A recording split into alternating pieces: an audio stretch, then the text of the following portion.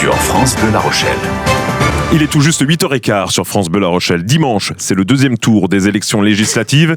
Et nous inaugurons ce matin une série de 3 débats sur France Bleu La Rochelle. Avant Angoulême demain et Rochefort jeudi. Arrêtons-nous sur la première circonscription de Charente-Maritime avec vous, Julien Fleury. Bonjour Éric Morgan, bonjour à tous. Débat en partenariat avec le journal Sud-Ouest. Bonjour Thomas Mandkowski. Bonjour. Vous êtes chef d'édition de Sud-Ouest en Charente-Maritime. Vous êtes à mes côtés pour relancer nos 2 candidats, 2 hommes dans ce studio qualifiés dans cette circonscription La Rochelle-Ré. Olivier Falorni, député sortant d'Hiver Gauche. Bonjour. Bonjour. Vous avez 50 ans et vous prétendez à un 3e mandat. Et face à vous, votre challenger, Jean-Marc Soubest, 57 ans, candidat écologiste investi par la NUP, la Nouvelle Union Populaire Écologique et Sociale. Bonjour à vous, Jean-Marc Soubest. Bonjour. Nous sommes ensemble pour une demi-heure. Avant de lancer ce débat, un rappel rapide du premier tour. Dimanche soir, Olivier Falorni, vous avez viré en tête avec 29% des voix. Vous êtes en retrait par rapport à 2017, aussi bien en pourcentage qu'en nombre de suffrages, mais toujours en tête. Jean-Marc Soubest, vous vous classez second de justesse avec 23,36% des voix. Vous multipliez par 6 votre résultat d'il y a 5 ans, mais vous êtes aussi porté par l'Union de la Gauche et vous arrivez avec 219 voix d'avance sur la candidate d'Emmanuel Macron qui ne peut pas se maintenir et dont les électeurs vont sans doute jouer le rôle d'arbitre. Thomas Mandkowski, à vous pour la première question pour nos 2 candidats. Je voulais remarquer là que pour les indécis de la première circonscription, le choix peut se révéler complexe car vous vous positionnez tous les 2 dans des couloirs assez voisins, des couloirs qui se situent entre Mélenchon et Macron. Et ça, on le constate à la lecture de vos programmes. Vous vous retrouvez sur de nombreux sujets. Pour lister juste quelques propositions, vous êtes tous les 2 favorables à une loi sur une fin de vie libre et choisie, vous êtes tous les 2 pour interdire le glyphosate, pour une sortie de l'élevage intensif, pour développer le local et le bio dans les cantines, vous dénoncez tous les 2 la T2A, la mécanique sur laquelle repose le fonctionnement financier des hôpitaux, vous plaidez tous les 2 pour plus de moyens dans les EHPAD, bref, vous m'avez compris. Finalement, sur l'essentiel, vous vous retrouvez. Alors comment moi, électeur, je choisis ? Qu'est-ce qui, fondamentalement, vous différencie de votre adversaire du second tour, Olivier Falorni ?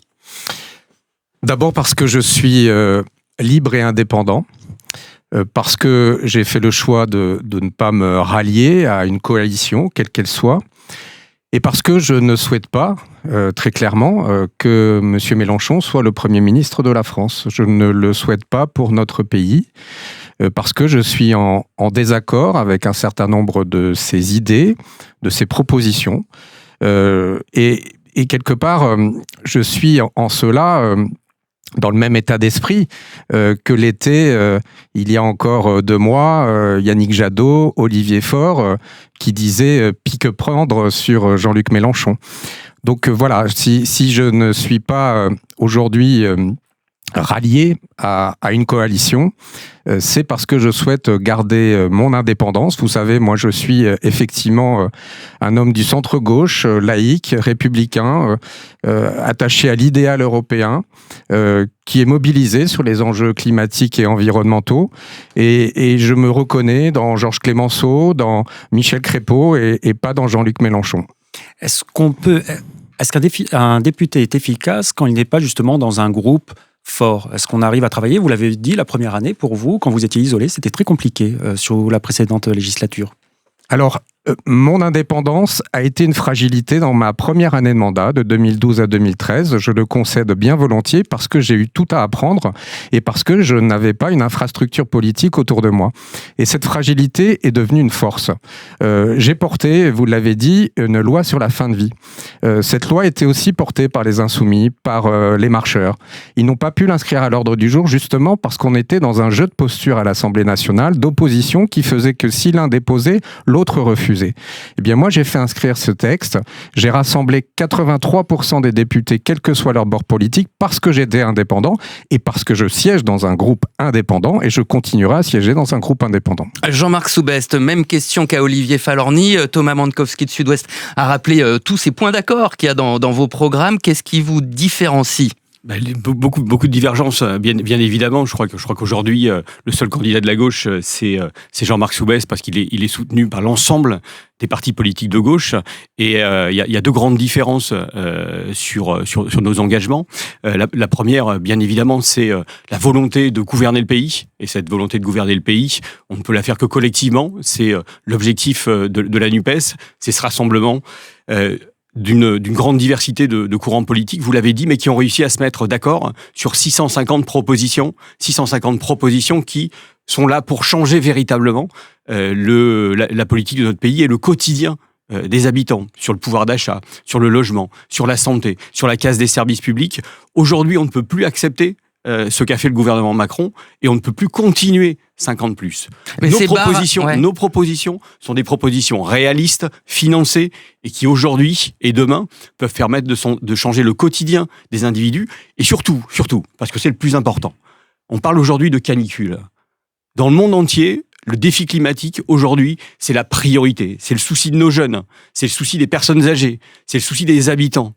Si on ne prend pas des mesures qui sont à la hauteur des enjeux, et c'est ce que l'on veut faire, et c'est le sens de nos propositions, on ne changera rien et on n'arrivera pas ni à lutter contre le réchauffement climatique, ni à s'adapter. Ensuite, la deuxième grande différence, c'est que je veux être un député pour agir. Effectivement, pour agir à l'Assemblée nationale, il faut avoir un groupe qui porte le député, qui lui permet de déposer des propositions de loi, et surtout que ces propositions soient soumises au vote. On parle par exemple de la proposition sur le glyphosate que vous avez portée. Bonne proposition. Sauf qu'elle est restée en commission et elle n'a jamais été soumise au débat, au vote de l'Assemblée. Quand les Insoumis ont présenté, il n'y a pas très longtemps, une proposition de loi sur l'interdiction du glyphosate, Olivier Fahlorny n'était pas là. Ou alors il n'a pas voté cette proposition, ce qui est bien dommage. Mais en tout cas, pour agir en responsabilité et pour agir pour changer le quotidien des gens, il faut avoir effectivement une majorité à l'Assemblée et être dans un groupe fort et responsable. Jean-Marc Soubès, une question quand même sur Jean-Luc Mélenchon, cet épouvantail agité par la Macronie, de dire voilà, Jean-Luc Mélenchon, c'est l'extrême gauche, c'est barre à l'extrême gauche, vraiment, si vous obtenez une majorité. Pas du tout, faut arrêter avec ce NUPES bashing, ce Mélenchon bashing. Évidemment que c'est pas ça, lisez nos propositions. Est-ce que le SMIC à 1 500 €, c'est être d'extrême gauche? Est-ce que diminuer l'âge de la retraite à 60 ans, est-ce que c'est d'être d'extrême gauche? À ce moment-là, on aurait... Le blocage des prix, ça fait un peu magique. On aurait tous voté Valéry Giscard d'Estaing en 1981. Enfin, faut arrêter ce Mélenchon bashing. À la NUP, effectivement, vous êtes pour une hausse du SMIC à 1 500 €. Vous, Monsieur Fahlorny, vous plaidez pour une augmentation significative des salaires nets. Concrètement, qu'est-ce que ça veut dire ? Mais ça veut dire que plutôt qu'une mesure, j'allais dire, un peu démagogique, je dois le dire, parce qu'on a le sentiment, en lisant le programme de la NUPES, que c'est un peu la hotte du Père Noël. Sauf que les Français ne sont pas des enfants, ils sont des adultes. Ils vivent un quotidien parfois difficile, mais ils savent que tout n'est pas possible et qu'il faut cibler un certain nombre d'aides sur les plus fragiles d'entre eux. Et puis, vous savez, le Père Noël parfois se transforme en Père Fouettard. Et moi, je n'ai pas envie, effectivement, finalement de mesures économiques qui finalement se retourneraient contre les plus modestes d'entre nous. Je pense par exemple à la question du blocage des prix. Alors ça peut paraître sympathique cette idée de blocage des prix, mais qu'est-ce qui va se passer ? Il va se passer ce qui se passe malheureusement régulièrement quand on a ce type de mesures. C'est-à-dire qu'on aboutit à quoi ? Eh bien on aboutit à une restriction de l'offre. On aboutit à une forme d'explosion du marché noir et finalement une aggravation de l'inflation. Parce qu'il faut le savoir, si on a un blocage des prix qui coûte 20 milliards d'euros sur un certain nombre de produits dans la durée, eh bien, on aura évidemment des industriels qui vont réduire leur offre. Et on voit bien que l'inflation aujourd'hui, elle est principalement liée aux restrictions liées à la pandémie d'une part et à la guerre en Ukraine d'autre part, notamment sur les produits alimentaires. Spéculation. Monsieur Soubès, s'il vous plaît, je ne vous ai pas interrompu. On peut rajouter des choses. On est dans un débat quand même, tant que ça reste correct. Mais absolument. Donc, je disais que ce blocage des prix, en fait, c'est une mesure non ciblée. Moi, je préfère, par exemple, une mesure qui, d'ailleurs, a été proposée par la Convention citoyenne sur le climat, qui est le chèque alimentaire. Voilà, qui a été votée dans la loi climat et résilience et qui vise justement à peu près les 8 millions de Français les plus modestes. Alors que là, le blocage des prix, finalement, ça va paradoxalement avantager les plus aisés d'entre nous, parce que ce sont ceux qui consomment le plus. Voilà, le blocage des prix rhabillé pour l'hiver par Olivier Falorni. Jean-Marc Sobest, votre réponse sur cette question? Sur le blocage des prix, d'abord, c'est le blocage des prix des produits de première nécessité. Attention, c'est pas le blocage de tous les prix. Pourquoi de première nécessité? Parce qu'on passe pas dans une république soviétique. On n'est pas autour des montagnards, pour faire un clin d'œil aux profs d'histoire. Le maximum sur les prix. Robespierre est la référence de Jean-Luc Mélenchon, effectivement. Oui, mais c'est pas la référence de la NUPES, et vous le savez très très bien. Sur le débat entre profs d'histoire, n'oubliez pas qu'il y a des auditeurs. Si on est sérieux parce que c'est sérieux, l'alimentation et l'accès à l'alimentation. Un Français sur 4 quand même n'a pas accès à une alimentation de qualité. On est quand même dans un pays qui est la 5e puissance économique du monde, donc c'est vraiment des problèmes sérieux. Sur la spéculation aujourd'hui, elle est liée à deux choses, effectivement. Elle est liée à cette politique de relance absolue et sans maîtrise que le gouvernement a faite après le Covid. Et puis elle est liée à la spéculation, mais vraiment une spéculation terrible qui aujourd'hui a des conséquences notamment sur les pays africains et sud-américains, qui fait augmenter les prix alimentaires alors que les stocks sont là. Et donc, bien évidemment, il faut casser cette spirale spéculative en bloquant ces prix, en permettant aux habitants d'accéder à les plus modestes, notamment d'accéder à ces prix-là. Après, on peut jouer sur d'autres éléments, mais je crois qu'on n'a pas le temps d'en parler. Thomas Mankowski, une question pour nos débatteurs. Une des charges dans cette circonscription qui est lourde dans cette période, c'est le logement. Le logement coûte très cher sur La Rochelle, l'agglomération de La Rochelle, l'île de Ré. Jean-Marc Soubest, vous êtes pour un encadrement strict des loyers sur le littoral. Vous, Olivier Falorni, vous dites sur le papier c'est une belle idée, mais dans les faits c'est une usine à gaz. Alors, qu'est-ce qu'on fait en tout cas pour permettre... Que peut faire le législateur pour éviter... Que peut faire le politique face à cette spéculation sur les prix. Que les loyers explosent? Alors effectivement, là aussi, l'encadrement des loyers peut sembler séduisante sur le papier. C'est toujours le même problème, c'est-à-dire que vous avez des programmes qui effectivement peuvent attirer, mais quand c'est mis en pratique, on s'aperçoit que c'est beaucoup moins efficace. L'encadrement des loyers a été testé déjà. Déjà, le mode de calcul, pour le coup, c'est une usine à gaz. Et en plus, il n'y a pas de contrôle. Donc vous savez, quand on prend une mesure et qu'elle n'est pas contrôlée, vous laissez finalement la porte ouverte à toutes les dérives. Donc le but du député dans ce domaine, c'est aussi, parce que vous savez que la question du logement, notamment dans les zones tendues comme la nôtre, c'est aussi de travailler avec les collectivités locales qui ont une responsabilité évidemment majeure sur ce sujet. C'est d'encourager les offices fonciers solidaires, évidemment.